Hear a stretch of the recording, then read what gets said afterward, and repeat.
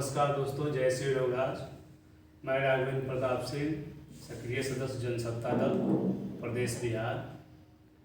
मैं आप सबों के बीच माननीय राजा भैया और जनसत्ता दल पार्टी के एक सॉन्ग लिखा हूँ, इसे आप सबों के बीच सुनाना चाहता हूँ। जय रघुराज।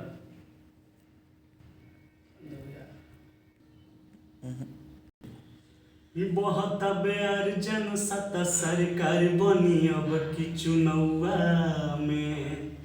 बहुत बेर जनसत्ता सरकार बनी अब की चुनौआ में। बनी है राजा भैया सीएम 2022 के चुनौआ में।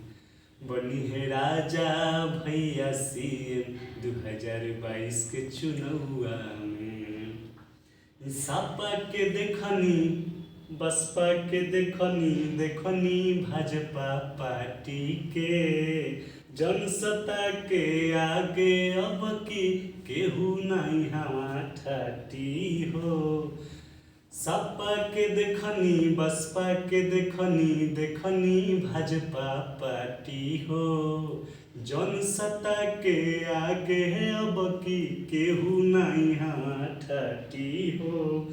चोर लुटेरा सब बह जइहे रघुराज के हौआ में। चोर लुटेरा सब उड़ जइहे रघुराज के हौआ में। बनी है राजा भैया सीएम 2022 के चुनौआ में।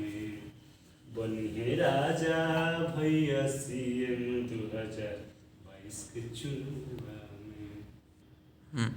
मिंटुआ बाटी जहाँ जाई ले के सुनाला नारा हो।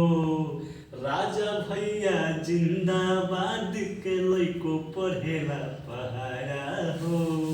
मिंटुआ बाटी जहाँ जाई ले के सुनाला नारा हो।